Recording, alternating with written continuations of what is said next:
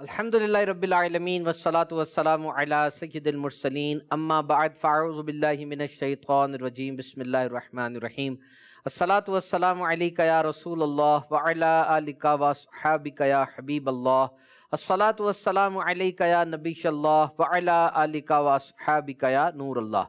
فرمان مصطفیٰ صلی اللہ تعالی علیہ وسلم، تم اپنی مجلسوں کو مجھ پر درود پڑھ کے آراستہ کرو کہ یہ بروز قیامت تمہارے لیے نور ہوگا۔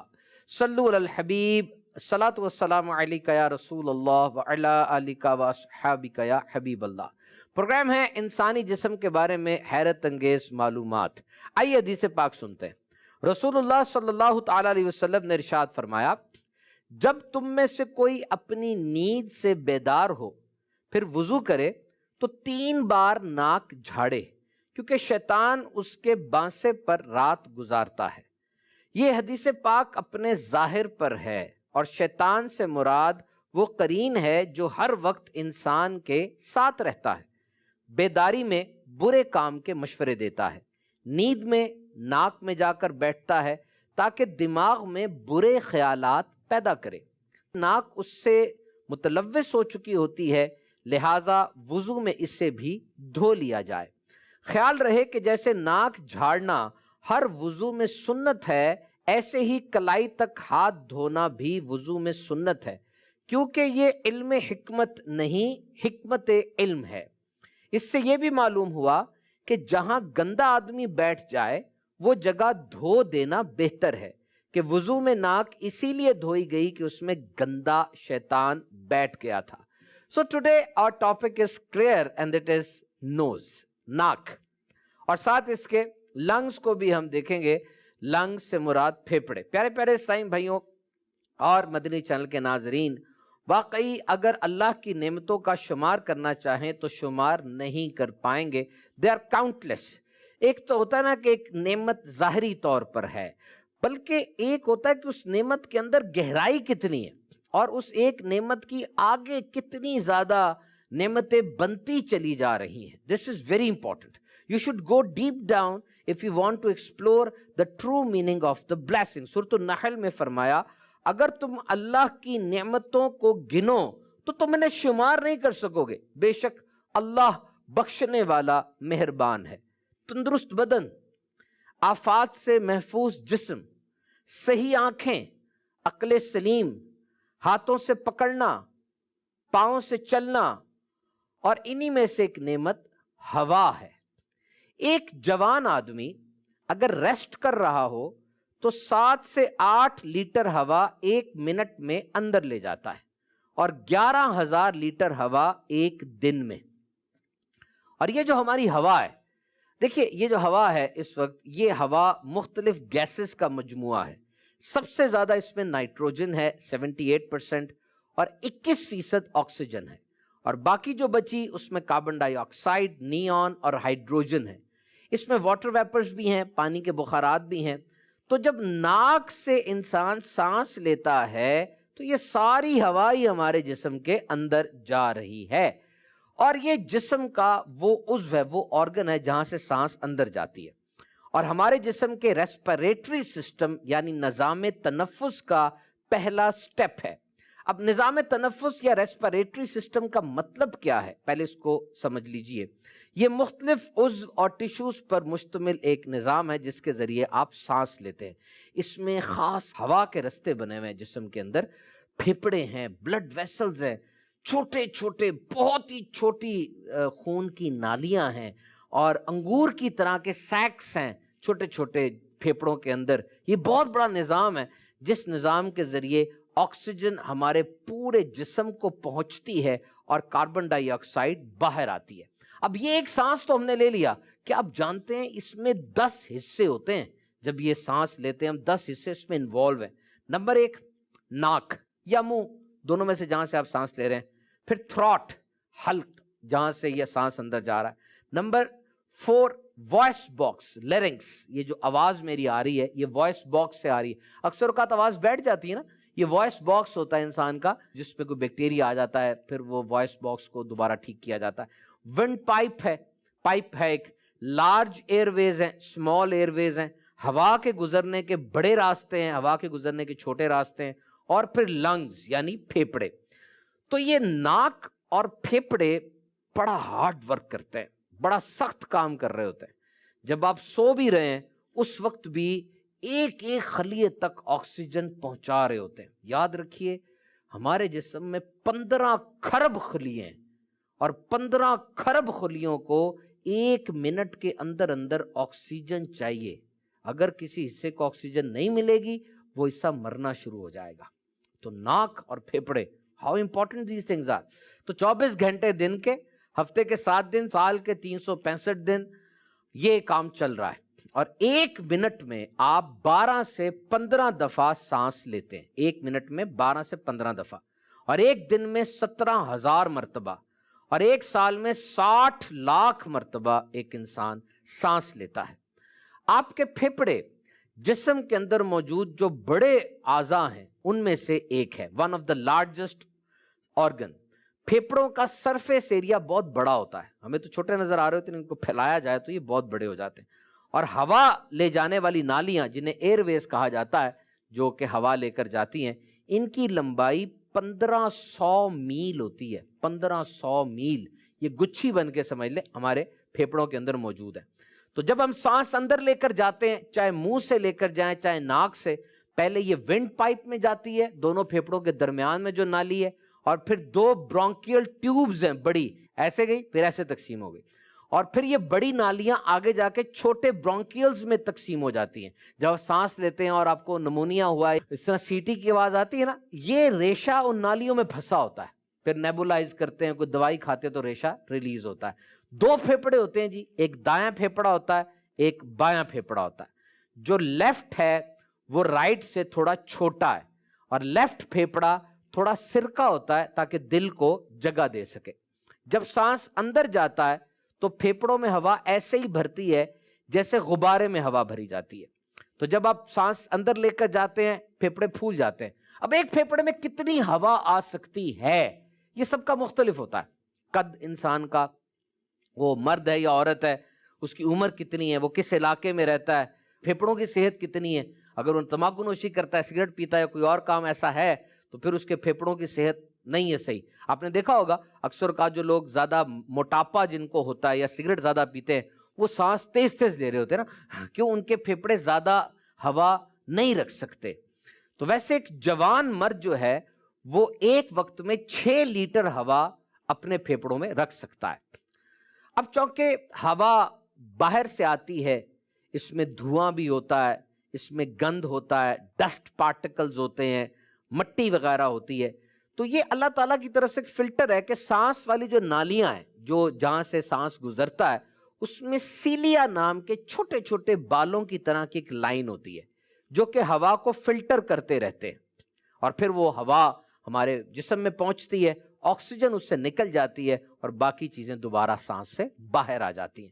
ایک بوڑھا آدمی تھا, عرب کے کسی شہر میں یہ واقعہ ہوا. اس کی سانس میں کوئی پرابلم ہو گئی, وہ ہاسپٹل آیا, اس کو آکسیجن لگی. ایک دن اس کو آکسیجن لگی تو شام کو جب وہ جانے لگا تو ڈاکٹر نے اس کو بل دے دیا کہ یہ آپ کا بل بنا ہے. اسے جب بل پڑا اس پہ کیفیت طاری ہو گئی, وہ رونے لگا. ڈاکٹر سے پوچھا کہ آپ کے پاس پیسے نہیں ہیں؟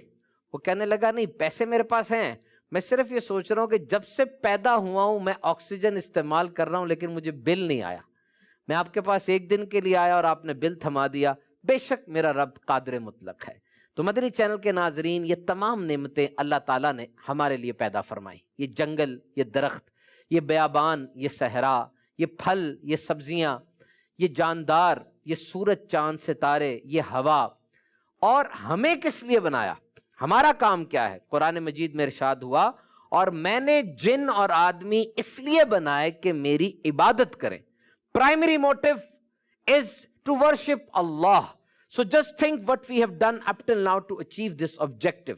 اس مقصد کے لیے ہم نے ابھی تک کیا کوشش کی ہے, اور ہمارا مستقبل کا پلان کیا ہے. کس نے بڑی پیاری بات کی کہ ہم سب لائن میں کھڑے, ہم سے جو سب سے اگلا والا بندہ ہے اس کی باری آ گئی, وہ چلا گیا. یہ موت کی لائن ہے, سب سے اگلے والے کی باری آئی وہ چلا گیا, اس سے پچھلے کی باری آئی وہ چلا گیا. ہر 1 منٹ کے بعد بندہ جا رہا ہے جا رہا ہے جا رہا ہے. اچھا, ہمیں یہ نہیں پتا کہ ہماری باری کب آئے گی اور ہم سے آگے لوگ کتنے کھڑے ہیں. نہ ہم لائن چھوڑ کے بھاگ سکتے ہیں, نہ ہم لائن کو اوائڈ کر سکتے ہیں، ہم نے لائن میں کھڑے ہونا ہی کھڑے ہونا ہے۔ یہ بتائیے کہ جب تک آپ لائن میں کھڑے ہیں اس وقت تک آپ کر کیا رہے ہیں؟ کیا انداز ہے لائن میں کھڑے ہونے کا؟ ایک ایک لمحے کی قدر کر رہے ہیں؟ باری تو کسی وقت بھی آ سکتی ہے نا، ہمیں پتہ نہیں لوگ کتنے آگے ہیں۔ کیا آپ نے ترجیحات بنائی ہیں؟ ٹائم کی قدر کی؟ جو طاقتیں اور صلاحیتیں آپ کے پاس ہیں وہ جو آپ لے کر پیدا ہوئے یا وہ جو آپ نے دنیا میں آنے کے بعد سیکھ لی، کیا ان صلاحیتوں کے ذریعے آپ نے دین اسلام کا کام کیا؟ چھوٹی چھوٹی باتوں کو بڑا بنانا سیکھیں، محبت اور امن پھیلائیں اللہ کی رضا کے لیے، تاکہ جب دنیا سے جانے کا وقت ہو تو اللہ کے کرم سے کامیابی تو نصیب ہو۔ ایسے بزرگان دین بھی گزرے جو جب دنیا سے تشریف لے گئے ان کے ماتھوں پہ لکھا آ گیا کہ اللہ کا محبوب اللہ کی محبت میں دنیا سے گیا، لوگوں کو خواب میں آ گیا کہ جو دنیا سے گیا ہے کامیاب ہو کر گیا ہے۔ تو یہ اللہ تعالیٰ کا کرم ہے۔ ہمیں چاہیے کہ اپنے ان اوقات کو، اپنی نعمتوں کو صحیح انداز سے بسر کرے، ان کا استعمال غلط نہ کرے۔ دیکھیں جب انسان ماں کے پیٹ میں ہوتا ہے تب تو اسے یہ نعمتیں سورج چاند ستارے ہوا کی نہیں مل رہی، جو مل رہا ہے ماں سے ڈائریکٹ مل رہا ہے۔ جیسی وہ دنیا میں آیا کچھ سیکنڈ کے بعد اس نے پہلا سانس لیا، اور جیسے اس نے پہلا سانس لیا اس کا یہ جو نظام ہم نے سنا ریسپریٹری سسٹم، یہ چلنا شروع ہو گیا۔ اب ایک بات یہاں پہ اور یاد رکھیے گا، بچہ پیدا ہوتے ساتھ ہی اس کے سارے نظام صحیح طرح سے چلتے نہیں۔ آپ نے نوٹ کیا ہوگا جیسے بچہ پیدا ہوتا ہے اس کو جوائنٹس ہو جاتا ہے، یرکان ہو جاتا ہے نا، آنکھیں پیلی ہو جاتی ہیں، پھر کچھ عرصے کے بعد وہ ٹھیک ہوتا ہے۔ یہ اس لیے ہوتا ہے کہ جب بچہ پیدا ہوا اس کا جگر پہلے تو ماں کے جگر کے ساتھ کام کر رہا تھا، اب الگ سے کام ایک دم سے شروع کرتا نہیں ہے، کچھ عرصہ لگتا ہے اس جگر کو کام کرنے میں۔ اسی طریقے سے کچھ بچوں کو تھوک بہت آتا ہے بچپن میں ہی، پہلے تیسرے چوتھے پانچویں ماہ میں، وہ تھوک کو کنٹرول کرنے کے مسل بچے کے صحیح طرح بنے نہیں ہوتے، وہ جب بن جاتے ہیں پھر وہ تھوک کنٹرول ہو جاتا ہے۔ تو آہستہ آہستہ آنکھیں بھی بچہ پورے طریقے سے دور نہیں دیکھ سکتا، بچے کو ہائپیٹرومیا ہوا ہوتا ہے، وہ نظر اپنی مرکوز نہیں کر سکتا۔ ہم سمجھتے بچہ ہمیں دیکھ رہا، ہمیں دیکھ نہیں رہا ہوتا، کچھ عرصے کے بعد اس کی آنکھیں ڈیولپ ہوتی کہ اس کو پتہ چلتا ہے کہ یہ کون ہے، یہ کیا ہے، یہ کیا ہے۔ تو یہ مائل سٹونز ہوتے ہیں، 2 ماہ میں، 4 ماہ میں، 6 ماہ میں بچہ بیٹھنا شروع کرے گا، سال میں چلنا شروع کرے گا، بابا ماما کہنا شروع کرے گا، 6 ماہ بعد اس کو پہلی ٹھوس غذا دی جائے، اور ٹھوس غذا کے بعد پھر بچہ آگے چلے گا۔ تو یہ بات یاد رکھیے کہ بچے کے لیے ماں کے دودھ کے بعد سب سے بہترین غذا جو ہے وہ دسترخوان کا کھانا ہے، یعنی دلیا اور آلو، کیلا، یہ جو دیگر چیزیں ملتی ہیں بازار سے، یہ ان لوگوں کے لیے جن کی مائیں وغیرہ جاب وغیرہ کرتی ہیں اور بچوں کو صحیح طرح سے کھلا نہیں سکتے، تو بنے بنائے کھانے فوراً کھلا دیے۔ بہترین دسترخوان کی روٹی، کیلا اور اس طرح کی چیزیں ہیں۔ تو مدری چینل کے ناظرین، ہم یہاں پر سن رہے تھے کہ اللہ ہمیں کامیابی نصیب فرمائے۔ فرمایا تجھے بیکار نہیں پیدا کیا گیا۔ اللہ عز و جل فرماتا ہے تو کیا تم یہ سمجھتے ہو کہ ہم نے تمہیں بیکار بنایا اور تم ہماری طرف لوٹائے نہیں جاؤ گے؟ حضرت ابو ہریرہ رضی اللہ تعالیٰ عنہ سے روایت ہے، نبی مکرم صلی اللہ علیہ وسلم نے فرمایا، اللہ تعالیٰ ارشاد فرماتا ہے، اے انسان تو میری عبادت کے لیے فارغ ہو جا، میں تیرا سینہ غنا سے بھر دوں گا اور تیری محتاجی کا دروازہ بند کر دوں گا، اور اگر تو نے ایسا نہ کیا تو میں تیرے ہاتھ مصروفیت سے بھر دوں گا اور تیری محتاجی کا دروازہ بند نہیں کروں گا۔ تو دیکھیے ہر بندہ شکایت کرتا ہوا نظر آتا، جی پورا نہیں ہوتا، پورا نہیں ہوتا، پورا نہیں ہوتا۔ رمضان کا مہینہ ہمیں ملا اپنی زندگی میں، عالمی وبا سے کتنی اموات ہو چکی، تو اللہ کے کرم سے ہمیں صحت و عافیت کے ساتھ رمضان ملا، تو عبادات کیجئے، روزہ رکھیے، سحری اور افطاری بھی عبادت ہے، تراویح، کثرت سے تلاوت، تسبیح و اذکار، خوب کوشش کیجئے کہ یہ مہمان ہم سے راضی ہو کر جائے اور بروز قیامت رمضان ہماری شفاعت کرے۔ آئیے اب سانس لینے کی کچھ ایکسرسائزز بھی سیکھ لیتے ہیں۔ یہ یاد رہے کہ سانس لینا جو بریدنگ ہے یہ سٹریس، ٹینشن اور انگزائٹی کو دور کرنے میں بہت ممد و معاون ثابت ہو سکتا ہے، یعنی سانس لینا بھی انسان کو نفسیاتی امراض سے دور کر سکتا ہے۔ تو سانس کی ایکسرسائز سے پہلے یہ ٹپس یاد رکھیے، ایک جگہ کا آپ چناؤ کریں گے جہاں آپ سانس کی ایکسرسائز کر سکیں۔ بہتر یہ ہے کہ بستر ہو، زمین ہو یا کوئی آرام دہ کرسی ہو آپ کی۔ ڈونٹ فورس اٹ، زبردستی ایکسرسائز نہیں کرنی، کیونکہ اس کا مقصد ریلیکسیشن ہے، تو آرام سے فارغ وقت میں بالکل ریلیکس ہو کے آپ نے ایکسرسائز کرنی ہے، ورنہ سٹریس زیادہ ہو جائے گا۔ نمبر 3، کوشش کریں کوئی دن کا ایک وقت طے کر لیں اور پھر اس کے اوپر ہی ایکسرسائز کی جائے، اور اس دوران کوئی آرام دہ کپڑے پہنیے۔ نمبر 1 ایکسرسائز نوٹ کیجئے، آپ بالکل ریلیکس ہو جائیں، اور ناک سے سانس لیں. ناک سے سانس آپ نے ایسے لینی ہے کہ پیٹ یعنی بیلی وہ پھولے، محسوس ہو. پھر تھوڑی دیر کے لیے سانس روک کے پھر سانس کو باہر نکالنا ہے آہستہ آہستہ.